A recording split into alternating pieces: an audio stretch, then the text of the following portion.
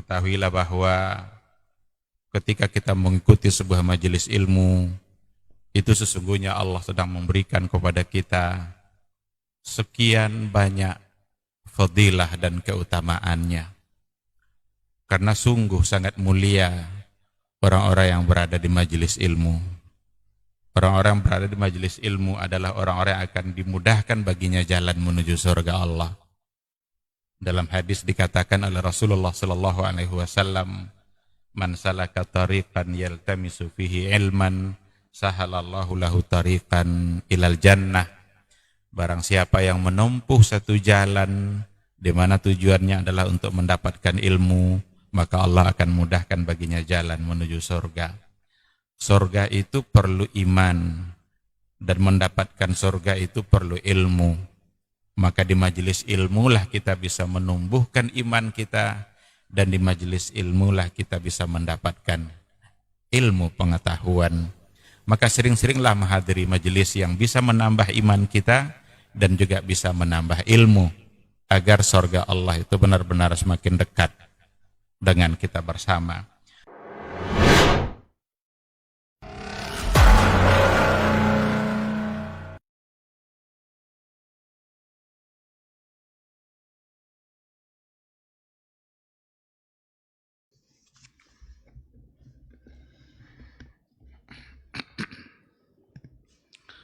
Bismillahirrahmanirrahim. Assalamualaikum warahmatullahi wabarakatuh. Innal hamdalillah nahmaduhu wa nasta'inuhu wa nastaghfiruh wa na'udzu billahi min shururi anfusina wa min sayyiati a'malina. May yahdihillahu fala mudhillalah wa may yudlilhu fala hadiyalah. Asyhadu an la ilaha illallah wahdahu la syarikalah wa asyhadu anna Muhammadan abduhu wa rasuluh. La nabiyya wa la rasula ba'dah. Ikhwati fillah, ma'asyiral hadirin wal hadirat, rahimani Allah wa iyyakum. Mari sama-sama kita kembali memperbanyak ungkapan puji dan syukur kita kepada Allah Subhanahu wa taala. Alhamdulillah, pada pagi yang penuh berkah ini kita kembali dibangunkan oleh Allah Subhanahu wa taala dari tidur kita. Mudah-mudahan kembalinya kita bangun itu membuat kita semakin banyak berzikir kepada Allah, dan dengan demikian mudah-mudahan jiwa kita semakin tenang. Karena untuk mendapatkan ketenangan jiwa itu salah satunya adalah dengan banyak berzikir. Ala bidzikrillahi tatmainnul qulub. Ketahuilah bahwa dengan mengingat Allah itu hati akan menjadi tenang. Mengingat di sini bukanlah hanya menyebut-nyebut seperti subhanallah, subhanallah. Bukan menyebut saja, tetapi zikrullah itu mengingat kebesaran-kebesaran Allah Subhanahu wa taala. Mengingat bahwa sesungguhnya hanya karena Dialah kita bisa hidup. Mengingat bahwa sesungguhnya kita ini tidak ada apa-apanya kalau seandainya tidak ada Allah Subhanahu wa taala. Kita tidak bisa bernapas, kita tidak bisa makan kalau tidak diberikan selera makan oleh Allah Subhanahu wa taala. Itulah hakikat dari mengingat yang sesungguhnya, dan itulah yang akan membuat kita menjadi tenang. Oleh karena itu umat Islam itu memang jiwanya harus tenang, tidak boleh gelisah. Kenapa demikian? Karena dia punya Rabb yang maha segala-galanya. Dia punya tempat mengadu. Kalau seandainya ada masalah, adukan kepada Allah Subhanahu wa taala. Dekatkan diri kepadanya. Bawa solat. Rasul mengatakan, arihna ya Bilal bis-salah. Rasulullah sallallahu alaihi wasallam kalau seandainya capek sedikit saja atau dia mengalami satu masalah, maka dia akan mengadukannya kepada Allah Subhanahu wa taala. Itulah hakikat dari zikir yang akan membuat kita menjadi, hati kita menjadi tenang. Maka bersyukurlah ketika kita kembali bangun di pagi ini dan kita sudah awali dengan salat subuh berjamaah.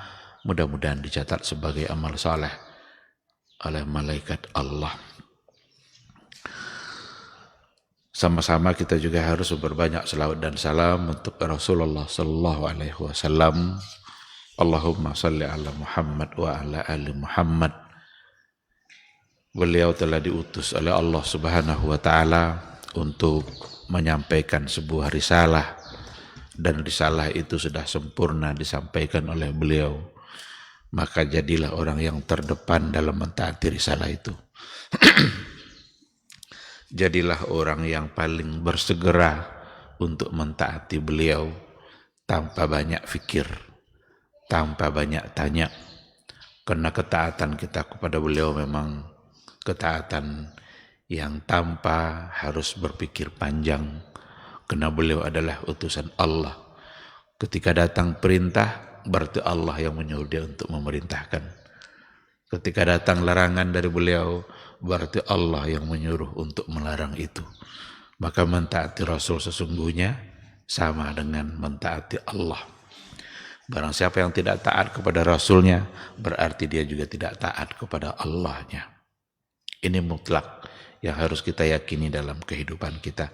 Mudah-mudahan ketaatan dan kecintaan kita kepada beliau membuat kita bisa selamat di hari mahsyar, membuat kita bisa bersama-sama dengan beliau, karena beliau juga yang mengatakan, anta ma'aman ahbabta. Kata Rasul, di akhirat kelak engkau akan bersama dengan orang-orang yang engkau cintai. Pilihlah dari sekarang, di akhirat kelak kita mau bersama siapa? Cintai dia. Kalau mau bersama Nabi, cintai Nabi. Bersama orang-orang beriman, mari kita saling mencintai. Mudah-mudahan sekali lagi kita bisa mendapatkan syafaat dari beliau, mendapatkan pertolongan. Yauma la yanfa'u malun wala banun illa man atallaha biqalbin salim. Ikhwati fillah, ma'asyiral hadirin wal hadirat, rahimani Allah wa iyyakum. Kita sudah selesai membahas bagian yang berkaitan dengan rukun iman kita, yaitu beriman kepada hari akhir atau hari berbangkit. Namun pada bagian akhir dari penjelasan bab itu ada dua syubhat terkait dengan al-imanu bil yaumil akhir yang datang dari orang-orang kafir pada masa Rasulullah sallallahu alaihi wasallam atau dari orang-orang ateis. Dua syubhat itu, yang pertama dulu sudah kita singgung sebenarnya, di mana orang-orang kafir dulu mereka mengingkari adanya hari berbangkit setelah kematian. Ini syubhat yang mereka tebarkan. Tidak mungkin itu ada hari berbangkit. Padahal semua kita sudah mati, bahkan sudah menjadi tulang belulang. Bagaimana mungkin kita kembali bisa dibangkitkan, padahal semua kita sudah mati, ruh kita sudah keluar dari jasad. Kalau menolak adanya hari berbangkit, berarti seolah-olah menolak kematian adalah akhir dari segala-galanya. Padahal kematian bukanlah akhir dari segala-galanya. Tapi kematian itu sesungguhnya adalah gerbang awal untuk menuju kehidupan baru, kehidupan yang abadi, untuk kemudian dibangkitkan kembali. Syubhat itu tertolak baik oleh syara maupun oleh fakta atau oleh akal. Jadi syubhat apapun syubhat yang dilontarkan oleh orang-orang kafir, oleh orang-orang ateis pada masa Nabi, yang sekarang syubhat itu juga sering dilontarkan oleh orang-orang liberal dan lain sebagainya, tapi semuanya akan tertolak baik oleh syariat maksudnya adalah Al-Quran dan hadis, ataupun oleh fakta, realita yang ada, atau oleh akal, dalil akal. Dalil akal itu boleh kita pegang untuk penguat dalil nakal. Karena dalil itu ada yang akli, ada yang nakli. Nakli itu patokan pertama, itu pijakan pertama. Barulah nanti didukung oleh dalil-dalil yang lainnya. Salah satunya adalah dalil akli. Dalil di mana logika yang mendukung apa yang ada pada dalil-dalil nakli. Ini alhamdulillah sebenarnya sudah kita singgung kemarin sedikit. Ada beberapa ayat tentu saja dan juga hadis Nabi yang membantah syubhat itu. Langsung secara tegas Allah menolak itu. Apa kata Allah Subhanahu wa taala dalam surat At-Taghabun ayat 7? Za'amal ladzina kafaru alla yub'atsu. Orang-orang kafir itu mereka menduga bahwa sesungguhnya mereka tidak akan dibangkitkan. Ini kan langsung tertuju kepada mereka ini. Disebutkan lagi kafarunya. Qul bala wa rabbi. Bala wa rabbi. Demi Rabbku. La tub'atsunna tsumma la tunabba'unna bima 'amiltum. Sungguh kalian akan dibangkitkan dan akan disampaikan kepada kamu semua yang telah kamu kerjakan. Jadi akan diberitahukan nanti kalian dulu hidup, ini yang kalian kerjakan. Kalian pasti akan dibangkitkan dan pasti akan disampaikan nanti apa yang telah kalian kerjakan. Jadi tidak ada satupun amalan kita yang tertutup bagi Allah di akhirat kelak, karena memang ada malaikat-malaikat Allah yang mencatatnya. Itu yang ditugaskan oleh Allah kepada Raqibun Atid, kiraman katibin, yang memang fungsi mereka adalah untuk mencatat apapun yang kita lakukan. Seandainya tidak ada hari berbangkit, percuma ada pencatatan-pencatatan itu. Buat apa dicatat-catat kalau memang kematian akan mengakhiri segala-galanya? Di situ saja itu sudah tertolak dugaan-dugaan mereka itu. Akan diberitahukan kepada kalian bima amiltum. Lalu apa kata Allah? Wa dzalika 'alallahi yasir. Hal itu sungguh sangat mudah bagi Allah Subhanahu wa taala. Karena tidak ada yang sulit bagi Allah. Ini di antara ayat yang langsung secara tegas menolak syubhat dan penyimpangan keyakinan yang datang dari orang-orang kafir dan orang-orang ateis yang ada pada masa Rasulullah sallallahu alaihi wasallam. Adapun secara fakta seperti yang kita katakan bahwa dalam kehidupan di dunia ini saja sudah ada fakta yang mengatakan orang mati bisa dihidupkan kembali oleh Allah. Seperti kisah-kisah yang terjadi pada masa Nabi Musa. Hidup kemudian lalu mati dan dihidupkan kembali untuk menjadi kesaksian.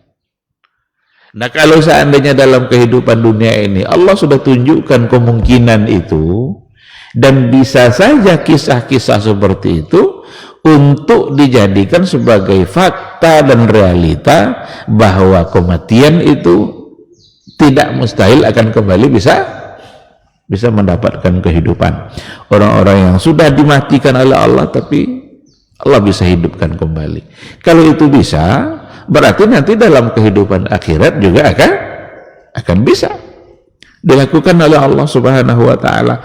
Itulah kisah-kisah pada masa Nabi Musa. Dulu kita katakan Uzair itu dimatikan dalam 100 tahun tapi dihidupkan kembali oleh Allah Subhanahu wa taala. Pas dia hidup kembali itu, dia masih tetap saja seperti seorang pemuda 100 tahun yang lalu. Pulang ke kampungnya, dia ngaku-ngaku sebagai Uzair. Saya ini adalah Uzair. Semua orang tidak percaya. Uzair sudah lama meninggal katanya. Masa kamu Uzair? Iya, saya Uzair katanya.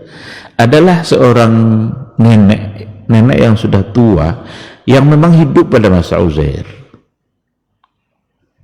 Apa kata nenek itu? Coba bawa Uzair itu sini. Saya tahu siapa yang Uzair itu. Saya hidup dulu di masa Uzair. Dan itu juga mungkin Allah ingin menjadikan nenek itu dipanjangkannya umurnya untuk menjadi bukti nanti tentang Uzair. Ditengoknya dari segi wajah, iya ini Uzair nih katanya. Lalu ditanya oleh nenek itu Taurat yang pernah dihafal oleh dia. Ternyata semua ayat-ayat yang dihafal dalam kehidupannya dulu setelah kematiannya tidak hilang sedikit pun. Karena Uzair itu terkenal sebagai orang yang alim, yang menghafal kitab sucinya yang diturunkan kepada nabinya, dan tidak hilang kealimannya itu dengan kematian itu. Diuji oleh nenek yang sudah sangat tua tadi. Oh iya, ini benar nih, Uzair ini memang begini dulu katanya. Itulah sebabnya orang-orang Yahudi menganggap Uzair itu sebagai anak Tuhan. Sebagaimana orang-orang Nasrani menganggap Isa anak Allah, orang Yahudi juga menganggap Uzair anak Tuhan.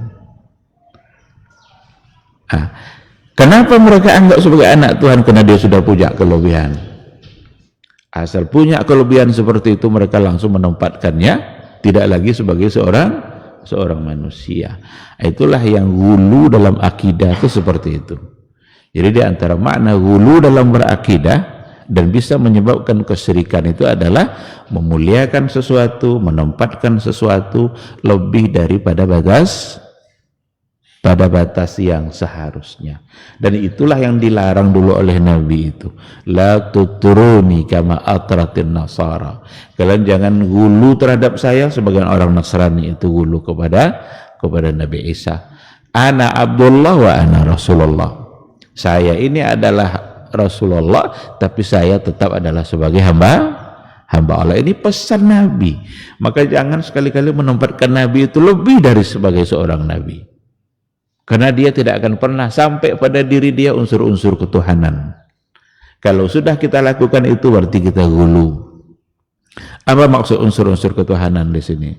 Dia yang mengabulkan doa, dia tempat kita meminta, kalau kita kesulitan mengadu kepada dia setelah dia mati, setelah dia meninggal. Itu satu hal yang tidak dibolehkan lagi, karena menempatkan Nabi lebih dari sewajarnya. Ketika dia sudah wafat, berarti selesai persoalan dunia beliau dengan sahabat-sahabatnya dan dengan umat secara keseluruhan. Maka jangan pernah berdoa dan meminta kepada Nabi, dan jangan pula jadikan beliau sebagai tawassul agar disampaikan doa kita kepada Allah Subhanahu wa ta'ala. Karena itu menjadi hal yang terlarang, sebab itu tawassul yang sudah tidak dibolehkan. Tidak ada contohnya dari para sahabat. Kalau ada, itu pula yang akan kita contoh. Nah, jadi secara fakta, secara ayat, adanya ayat aja sebenarnya sudah cukup. Adanya ayat saja seharusnya sudah cukup. Tetapi perlu juga diperkuat dengan realita, kemudian dengan dalil-dalil akal yang lainnya. Adapun dengan kalau secara dalil akalnya ya, ketika Allah Subhanahu wa ta'ala mampu menciptakan, menghidupkan sesuatu dari tidak ada lalu menjadi ada. Tidak pernah ada manusia itu lalu diciptakan jadi ada. Tidak pernah ada Adam itu lalu diciptakan menjadi ada. Itu saja Allah bisa melakukan. Apakah untuk menciptakan kembali yang sudah jadi tulang belulang akan menjadi sulit? Tentu akan lebih mudah lagi. Karena dari tidak ada saja bisa Allah ciptakan. Apalagi mengembalikan yang sudah ada. Itu pasti akan lebih mudah lagi. Ini logika-logika seperti ini, itu namanya dalil akal. Maka Allah mengatakan, wa huwa allazi yabda'ul khalqa thumma yu'idu wa huwa ahwanu alaihi. Dialah Allah yang yabda'ul khalqa, yang telah memulai penciptaan itu. Allah yang memulai penciptaan, thumma yu'idu, kemudian Allah kembalikan. Kan mudah. Wa huwa ahwanu alaihi, dan itu sangat mudah bagi Allah. Kama bada'na awwala khalqin nu'idu, sebagaimana kami telah memulai awal penciptaannya lalu kami kembalikan walaupun sudah hancur. Ini tidak pernah ada sebelumnya lalu terpecah-pecah. Ketika perusahaan bisa membuat dari yang sebelumnya tidak ada lalu ada, apakah hanya karena patah lalu tidak bisa disatukan kembali? Tentu akan lebih mudah. Maka ada istilah daur ulang. plastik, apa semua, kemudian didaur ulang dari bahan yang sudah hancur, yang sudah retak dan lain sebagainya. Itu kalau dibawa kepada manusia. Bagi Allah itu tidak ada yang sulit. Wa huwa ahwanu alaih. Sesuatu yang sangat mudah. Ada logika lain yang juga disampaikan oleh para ulama, annal arda takunu maitatan hamidah laysa fiha syajarah khadra fayanzilu 'alaiha al-matar fatahtazzu khadra hayya. Ada lahan bumi tandus, tidak ada kehidupan. Lalu kemudian Allah turunkanlah hujan. Dengan Allah turunkan hujan itu, maka bumi tadi menjadi hidup, menjadi subur, maka di situ ada kehidupan. Ini sesungguhnya adalah gambaran dari kematian yang bisa dihidupkan. Tandus, tidak ada apa-apa, sekedar Allah turunkan hujan saja, lalu kemudian menjadi hidup. Berarti mudah bagi Allah untuk menghidupkan yang mati. Kalau Allah bisa berbuat untuk tanah, untuk bumi seperti itu, apakah menghidupkan manusia-manusia yang sudah mati itu sulit bagi Allah? Tentu tidak. Jadi banyak dalam Al-Quran perumpamaan seperti itu.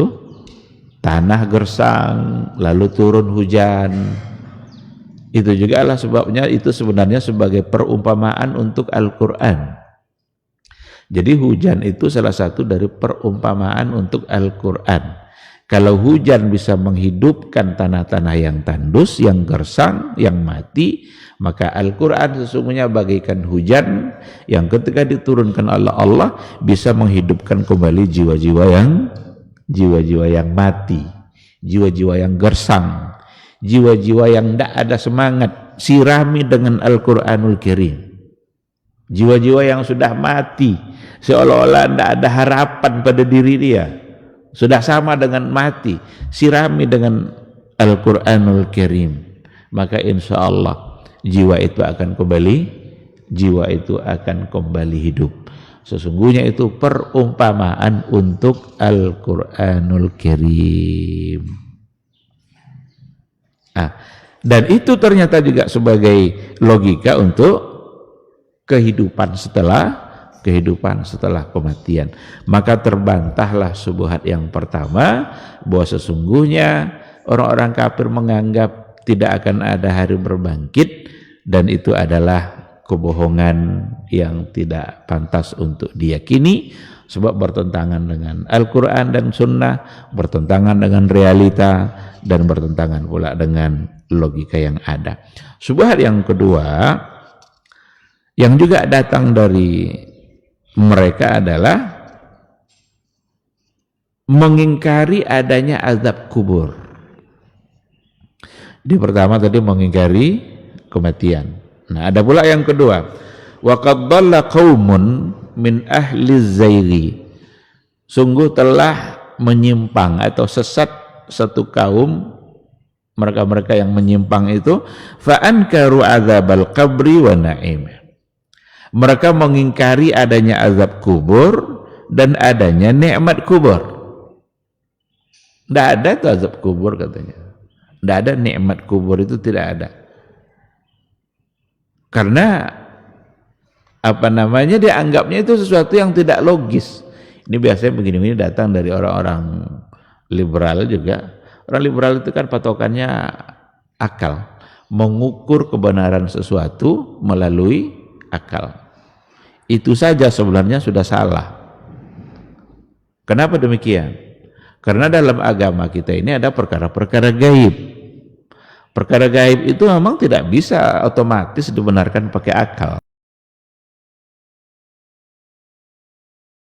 Akal itu hanya bisa menilai sesuatu yang nyata.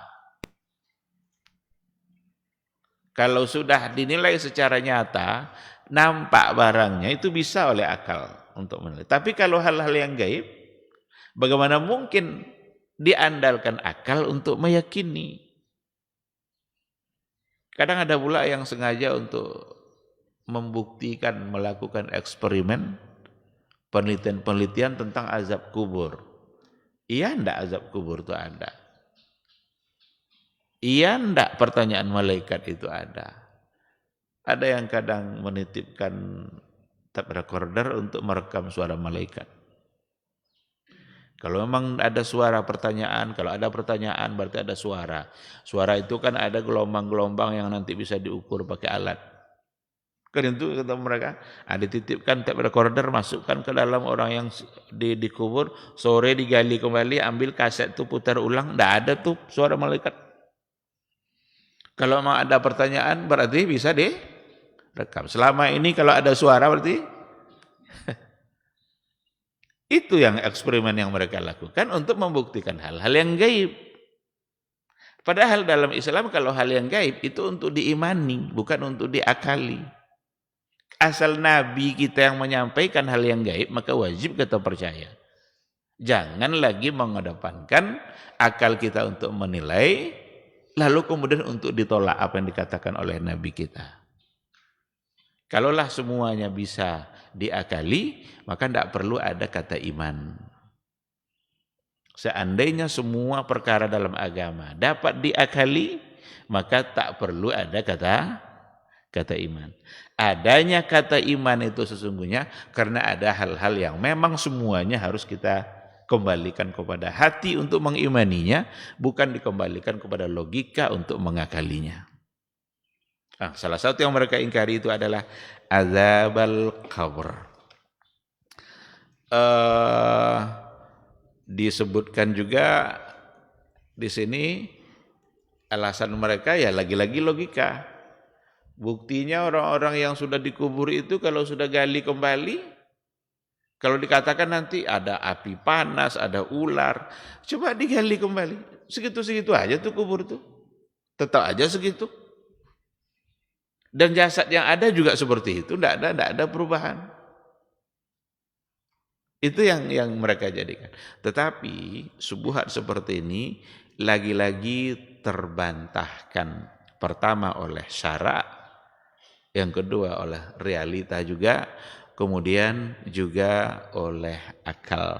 Jadi selalu yang tiga ini diandalkan untuk menolak subuhat yang ada. Apapun subuhat yang datang dari pemikiran-pemikiran yang menyimpang akan selalu terbantahkan oleh tiga hal ini. Dalilul syar'i, dalilul hissi, dan dalilul akli. Dalil syara', realita dan fakta, kemudian akal. Dalil syara' itu Al-Quran, hadis. Kemarin kita sudah sampaikan satu hadis, Nabi sendiri yang menyatakan bahwa ketika ia melewati dua kuburan, Nabi berhenti dan Nabi mengatakan bahwa dua ahlul qabri itu sedang diazab. Wa ma yu'azzabani fi kabir. Berarti ini nas. Ini datang dari Nabi. Kalau Nabi yang sudah mengatakan seperti itu, apakah Nabi berbohong? Betapa besarnya dosa kita ketika kita menuduh Nabi kita berbohong. Dan orang-orang yang menolak adanya azabul qabri itu berarti sama dengan menuduh Nabi berbohong dalam hadisnya ini. Padahal hadisnya adalah hadis yang sahih. Kecuali kalau hadisnya hadis yang dhaif atau hadisnya mungkar. Ini enggak, ketika datang informasi dari hadis yang sahih, Nabi bilang, berhenti Nabi ketika itu. Dia mendengarkan ada sesuatu jeritan di dalam kubur itu. Yang lain tidak mendengar. Yang mendengar hanya Rasul saja. Dan Nabi yang membilang, sesungguhnya keduanya innahuma yu'azzabani wa ma yu'azzabani fi kabir. Ini hadis sudah kita bahas pada pertemuan yang sebelumnya. Hadis ini salah satu dari dalilus syar'i untuk mengatakan bahwa azabul qabri itu benar-benar ada. Ada doa-doa dari Nabi kita, diajarkan agar kita berlindung kepada Allah dari azab kubur, dari fitnah kubur. Bukankah setiap kali kita menyolatkan jenazah itu diantara doa yang dibaca? Memohon kepada Allah agar dia terlepas dari azab neraka, dari azab kubur. Bahkan ada fitnah kubur yang sudah kita bahas itu. Fitnah kubur dan azab kubur. Berarti dua-duanya adalah sesuatu yang ada. Ini dari syara'. Nah, untuk realita, untuk untuk kenyataannya, diibaratkan seperti orang yang sedang tidur. Ada dua orang yang sedang tidur, satu mengalami mimpi yang menyenangkan, yang satu lagi mengalami mimpi yang menakutkan. Dua-duanya tidur pada tempat yang bersamaan, dekat-dekat situ, tetapi yang satu menikmati tidurnya, yang satu tersiksa dengan mimpi yang ada pada saat dia tidur. Padahal dia gitu-gitu juga tuh fisiknya, apanya. Ini dijadikan oleh para ulama sebagai fakta dalam kehidupan untuk menolak yang tadi. Kenapa dibawa kepada tidur? Karena an-naumu akhul maut. Tidur itu saudaranya kematian. Jadi tidak mesti ketika dikatakan ada azab kubur lalu kemudian digali, lalu dengan azab itu mereka jadi badannya patah-patah dan lain sebagainya. Enggak, tidak mesti seperti itu. Karena dua orang tidur yang mengalami mimpi yang berbeda, itu ternyata mereka terlihat oleh kita secara fisik, mereka memang biasa-biasa saja, gitu-gitu aja dia sambil tidurnya. Cuma ternyata yang satu tidur dengan mimpi yang menyenangkan, dan satu lagi ternyata mimpi yang menakutkan atau mimpi yang menyakitkan. Oleh karena itu dikarenakan oleh kematian dan tidur itu dalam Al-Qur'an dikatakan Allahu yatawaffal anfusa hina mautiha wallati lam tamut fi manamiha. Karena tidur itu sebenarnya adalah kematian kecil. Dalam doa kita bangun tidur kan, alhamdulillahillazi ahyana ba'dama amatana. Segala puji bagi Allah yang telah menghidupkan kami kembali setelah ia mematikan. Berarti tidur tadi sesungguhnya ada kematian, tapi kematian kecil. Kalaulah Allah tidak kembalikan ruh kita di subuh hari, niscaya kita tidak akan terbangun lagi. Karena kematian itu keluarnya ruh dari jasad. Allah lah yang mengembalikan itu semua. Maka doa kita itu ahyana ba'dama amatana. Ikhwati fillah, itu alasan-alasan yang dijadikan untuk bantahan ya. Sedangkan beberapa logika yang lain yang dijadikan sebagai bantahan, di sini disebutkan beberapa poin oleh penulis akan terbantah, sangat terbantahkan tuduhan-tuduhan mereka yang tidak percaya kepada adanya azab kubur. Dikatakan bahwa anna ahwalal barzakh min umuril ghaib allati la yudrikuhal hissu walau kanat tudraku bil hissi lafatat faidatul imani bil ghaibi. Ini yang kita katakan tadi. Sesungguhnya ahwalal barzakh, kan kubur itu barzakh, itu alam yang ketiga. Manusia mengalami 4 alam dalam kehidupannya. Setiap ia keluar dari satu alam, tak akan kembali lagi kepada alam yang sebelumnya. Apa 4 alam itu? Pertama sekali rahim ibu. Selesai alam rahim pindah kepada alam dunia. Tidak akan pernah kembali kepada alam rahim. Selesai alam dunia, sekarang kita berada pada alam yang kedua, alam dunia. Selesai urusan kita di dunia, dimatikan kita oleh Allah, maka masuk kepada alam yang ketiga, alamul barzakh. Alam barzakh itu alamul ghaib, itu transisi dari dunia menuju akhirat. Kalau sudah masuk ke alam barzakh, tidak akan kembali lagi ke alam dunia. Maka kalau seandainya ada orang yang mengatakan kembali lagi ke alam dunia, berarti itu subuhat-subuhat yang tidak perlu untuk didengar. Jadi kalau malam-malam hari raya Idul Fitri, itu arwah-arwah yang dikubur itu pulang dia tuh. tengoknya keluarga-keluarganya. Maka perlu disambut dengan cahaya lampu dan lain sebagainya, karena ada arwah yang pulang. Itu khurafat. Tidak ada itu. Tengoknya, gimana keluarga saya. Jangan-jangan arwah itu pulang dalam keadaan menangis, karena istri lamanya sudah nikah sama yang lain. Tengoknya, paling udah nikah dia kan, balik dia lagi. Jadi jangan dibuat-buat cerita ini, karena kalau sudah berada di alam barzakh, ini adalah alamul ghaib. Tidak akan kembali lagi ke alam dunia. Kalau ada kelihatan orang sudah meninggal, nampak sekilas seperti dia lalu hilang, itu mungkin saja adalah jin yang menyerupai dia atau jin yang dulu menjadi qarin dia. Karena kita ini lahir diikutkan oleh qarin. Qarin itu jin yang menyertai kelahiran kita, dan dia bisa menakut-nakuti orang, bisa mengganggu keyakinan orang, bisa juga menyerupai. Qarinnya Rasulullah masuk Islam, qarinnya Umar lari, tidak berani ketemu Umar. Jadi bukanlah dia yang sesungguhnya yang pulang, karena alamnya alam barzakh. Kalaulah bisa pulang-pulang seperti itu, tidak ada lagi artinya hari berbangkit. Hari berbangkit itu kan hari kemudian kita dihidupkan kembali, dikembalikan roh, lalu kita dibangkitkan.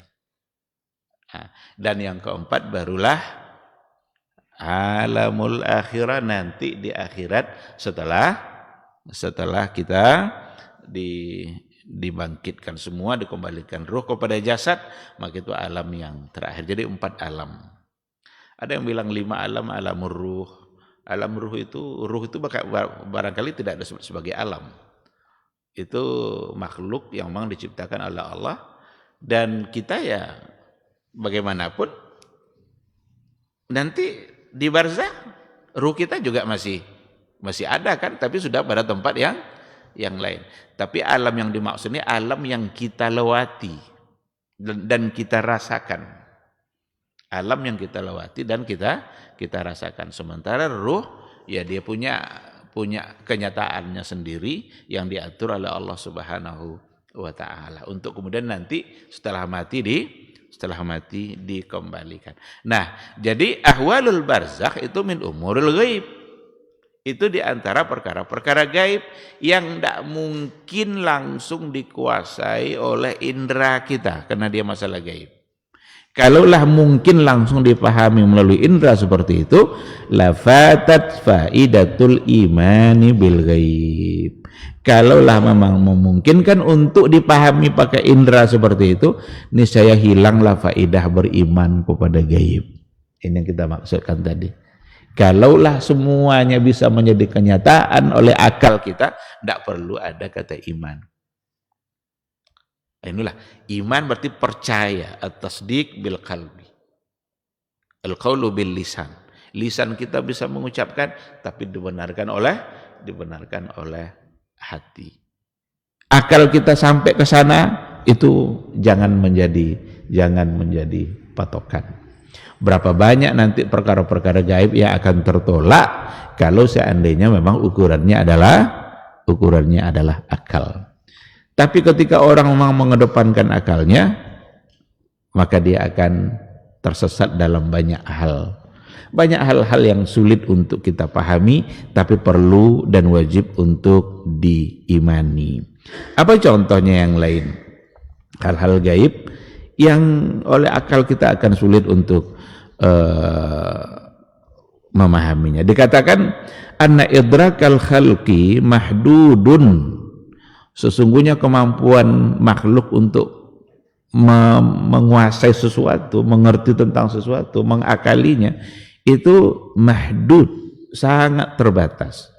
Bima makkanahumullahu min idrakihi la yumkinu ayudriku kulla mawjud.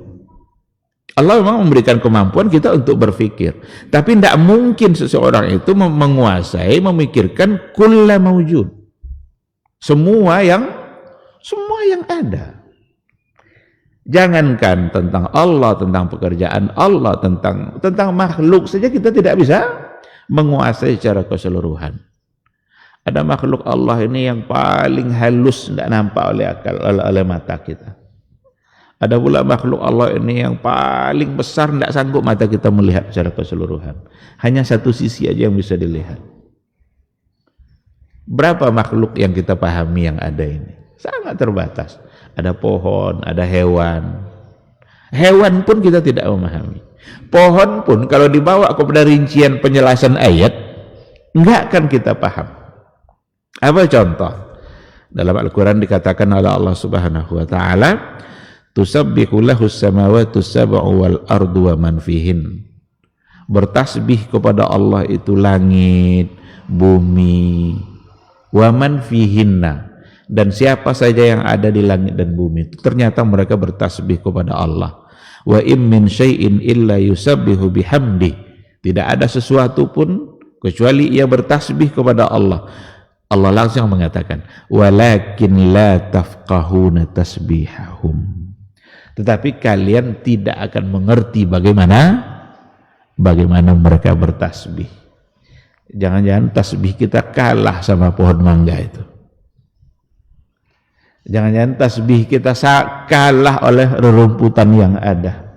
Karena Allah yang bilang, apapun yang ada di langit dan bumi, langit, bumi, dan semua yang ada, makhluk yang ada, mereka bertasbih kepada Allah.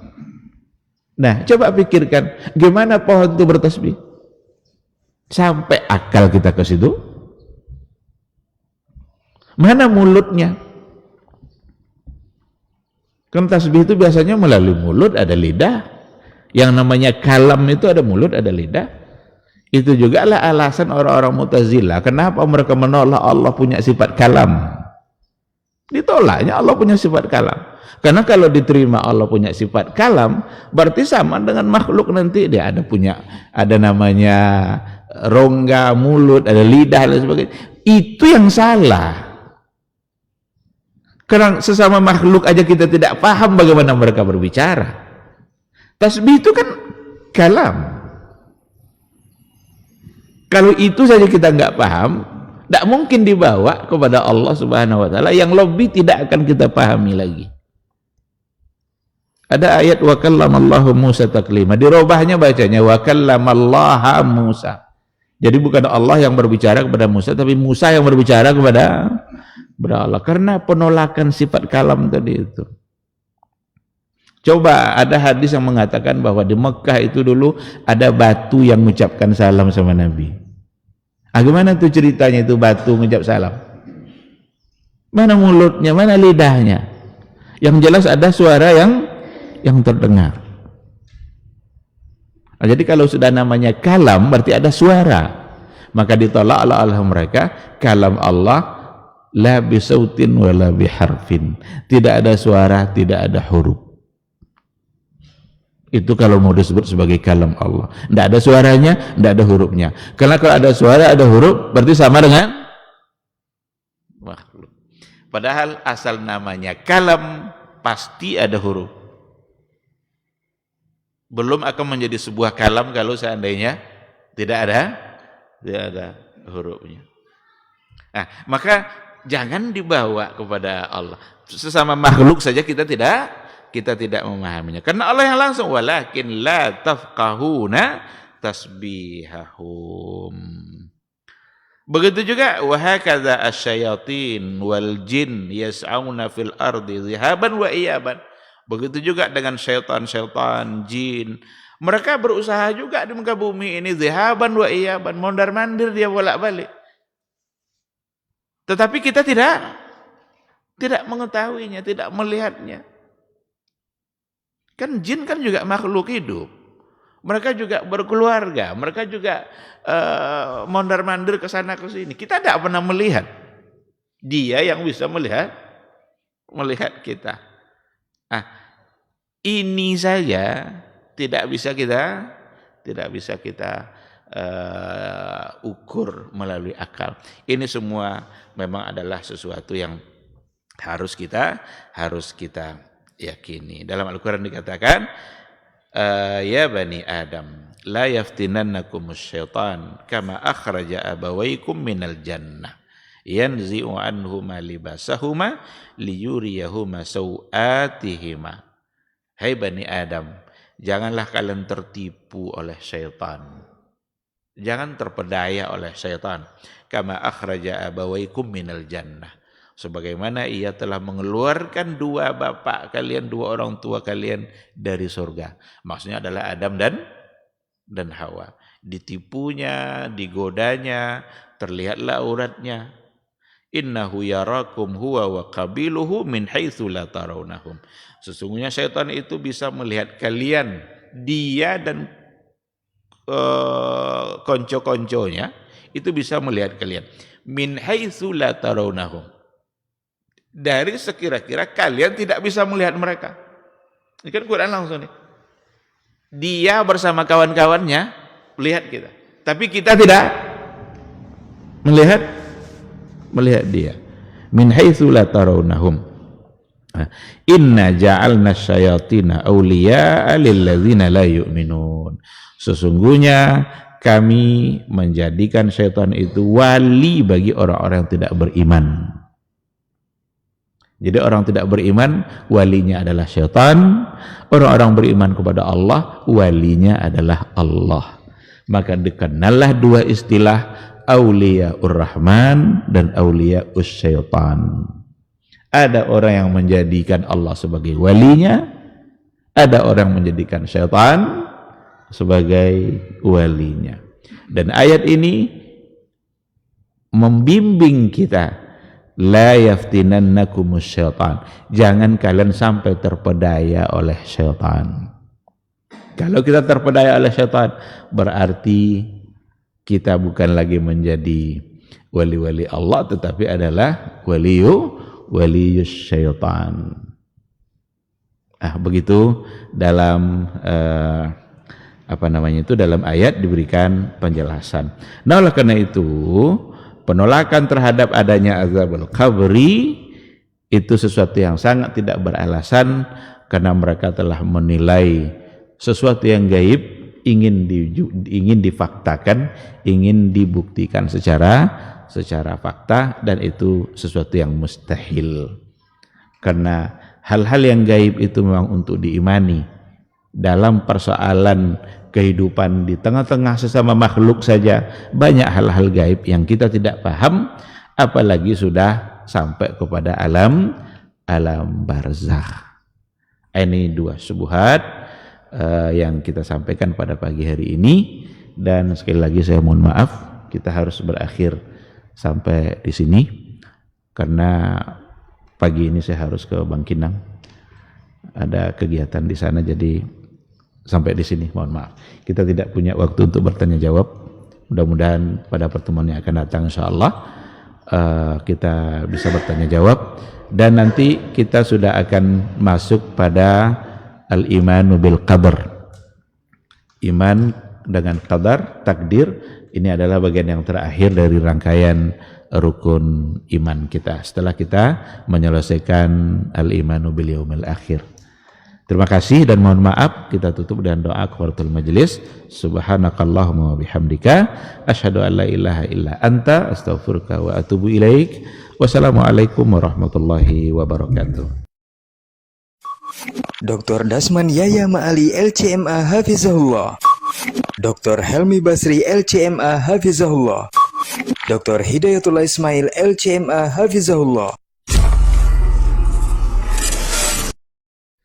Majtama'a qaumun fi baitin min buyutillah yatluna kitab Allah wa yatadarasunahu fima bainahum illa nazalat alaihimus sakinah wa ghashiyatuhumur rahmah wa haffat bihimul malaikah wa dzakarahumullahu fiman indah. Tidaklah suatu kaum duduk di salah satu rumah Allah membaca ayat-ayat Allah dan sama-sama mempelajarinya, kecuali turun kepada mereka as-sakinah, ketentraman dan kenyamanan. Wa ghasyiyatuhumur rahmah, dan mereka diliputi pula oleh rahmat, kasih sayang dari Allah Subhanahu wa taala.